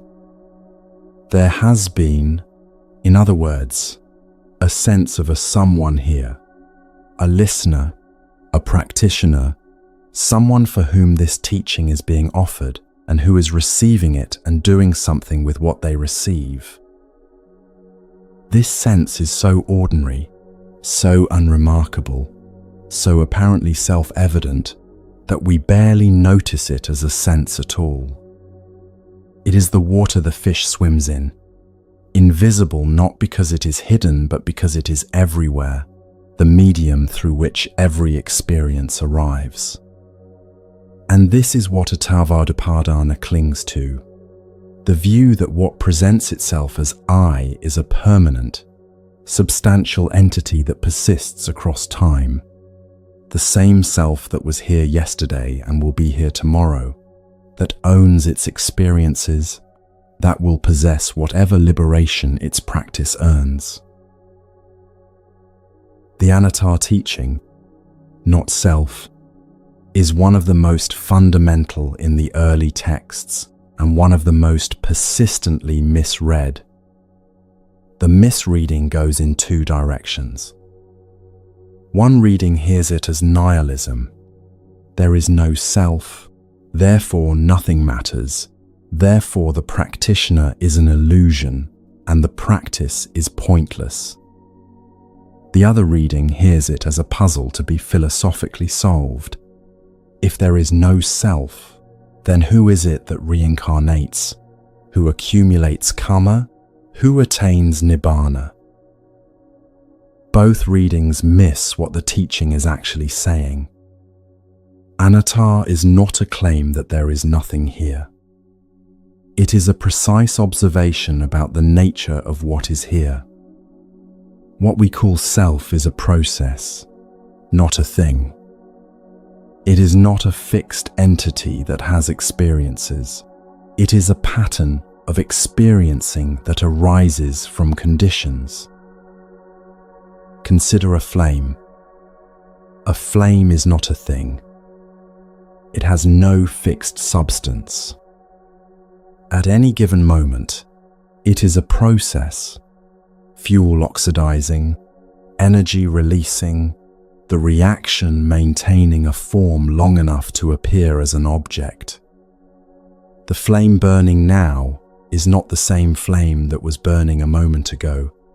Different molecules, different oxygen, a continuously renewed process that holds the same shape long enough to be given a name and pointed at. But there is no flame entity persisting through the changes. There is only the process, moment after moment, arising from conditions. The self is like this. Moment to moment, the sense of I is reconstructed from new elements, new Vedana, new perceptions, new contact arising and passing. The continuity is real enough for practical life. We are right to use the pronoun, right to hold ourselves responsible for what the pattern did yesterday, right to make plans for what the pattern will do tomorrow. But the fixity, the permanent self that possesses its experiences and stores them as property, is the view that generates suffering. Because a process cannot own what it moves through, and the attempt to make it do so is the root of upadana at every level. This is what makes even the practitioner's accumulation of insight a form of clinging, when it is experienced as something the self now has, rather than as a change in what the process is doing. The insight is real. The change in the quality of seeing is real. But when the insight becomes mine, something I have and you don't, something that distinguishes me from where I was, something that the permanent self is now carrying as an asset, the flame is pretending to be a stone. And the pretending is the last form of the chase. Even this. What remains when even this is released? When even the practitioner identity has been seen clearly enough that it can no longer serve as the hidden engine of a subtler seeking, is described in the early texts with the word upekkha, the fourth Brahmavihara, the fourth of the four immeasurable qualities, after metta and karuna and mudita, translated as equanimity, though equanimity in English points towards something that upekkha is specifically not. We tend to hear equanimity as composure, as the achievement of a mind that has become sufficiently undisturbed by life's fluctuations to maintain a stable surface. A kind of sophisticated, not minding. And this is exactly the misreading the texts are careful to prevent. Upekkha, the texts insist, is not the equanimity of indifference, not the mind that has achieved stability by withdrawing its investment from what happens to it. That is not a far bank. That is the person who has decided not to cross at all. Upekkha is something more demanding than indifference. It requires full contact with the world. Everything received, nothing filtered, and a ground stable enough that this full contact does not move the mind into reactive management of what it receives. The contact happens. The Vedana arises. The pleasant is pleasant, and the unpleasant is unpleasant. But the reflexive leap from Vedana to Tanha, from feeling to the demand that the feeling be different, has released its automaticity. Metta, Karuna, and Mudita can each still carry a thread of the self's investment in how things go. The loving mind that wishes well-being for another may still feel something if the other person rejects the wish, may still require some response from the beloved in order to fully rest. The compassionate heart that moves towards suffering may also carry some of the weight of what it encounters, may leave each meeting with pain, having absorbed something of what it witnessed. The rejoicing mind may flicker when the comparison between another's fortune and one's own becomes too present. Upekkha is what these three qualities become when even these last threads of self-investment have released. Metta, without the need for the beloved to receive the metta. Karuna, without the compassionate one carrying away what the encounter with suffering deposited in them. Mudita, without the comparison. Full warmth, full movement toward what suffers, full joy in what thrives, and a ground that remains stable through all of it, not because the ground has withdrawn from the contact, but because the ground has stopped needing the contact to be other than what it is. The texts from the sutta where the Buddha taught through the night describe this upekkha as purified and bright. Those two words are precise. Purified, cleared of the sediment of upadana, the four forms of clinging that muddied the quality of attention at every level, from the reaching for sensual pleasures, through the defending of views, through the performance of forms, through the maintenance of the self that was doing all the above. Bright, not dim, not flat, not reduced in its engagement with the world. More alive to experience, because the energy that was going into the management of experience has been freed. The upekkha person is not the one who seems undisturbed because they are not fully present. They are the one who is more present than usual, receiving the contact without the layer of agenda that normally processes it. Akosa brought insults to a mind like this, and the insults had nowhere to adhere. Not because the Buddha was not listening, but because the listening was so complete, the contact so fully received, that there was no gap for the defensive self to occupy. In ordinary life, upekkha looks different from what we might expect. The parent who loves a child with upekkha is not less invested in the child.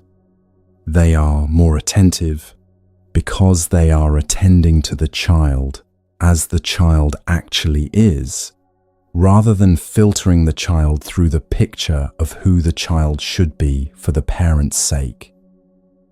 The love is complete. The presence is complete. What is absent is the investment in outcome, the need for the child to become a particular kind of person in order for the loving to feel like it has worked. The practitioner who sits in upekkha is not sitting in emptiness. Restlessness arises and is fully present to restlessness, not managing it, not monitoring it against a standard, not carrying the extra layer of judgment about whether this session is going well. Stillness arises and is fully present to stillness, not grasping it, not checking if it will last, not adding to its quality the additional quality of being proud of having achieved it. Each moment received as it is, without the commentary running alongside it that evaluates each moment against what the moment should be instead. This is what the raft becomes once it has been set down. Not nothing. Something that has been transformed by no longer being carried, the understanding still there, the insight still present, the years of practice still woven into how the eyes see, but no longer organized around the project of the self who has the understanding. The flame still burning, still warm, still bright, and no longer pretending to be a stone. Everything in this sitting has been spiraling toward this. We began with the obvious form of the chase, tanha as the reaching for pleasure and the flight from pain, the fourth of the summaries Ratapala gave to the king. The world is insatiate, the slave of craving. We move to the chase that hides in effort, the forcing, the demanding, the refusal to allow the natural pace of genuine understanding. We moved to the chase that hides in waiting, the account keeping, the quiet resentment of delay, and the kamma of clean intention that is its alternative. And now here, the chase that was hiding in the one doing all of this work. Even this, even the releasing, even the understanding of tanha, even the insight into the chain, even the patient tending, even this sitting, and the practitioner who is sitting in it, the raft, all of it, carried to the bank and set down. Not abandoned before the crossing, not dismissed as worthless after it. Set down at the bank where a raft belongs when the crossing is complete, so that the traveller who built it can continue, lighter, with both hands free, onto the far bank, which has a name, and the name is not what the name seems to promise.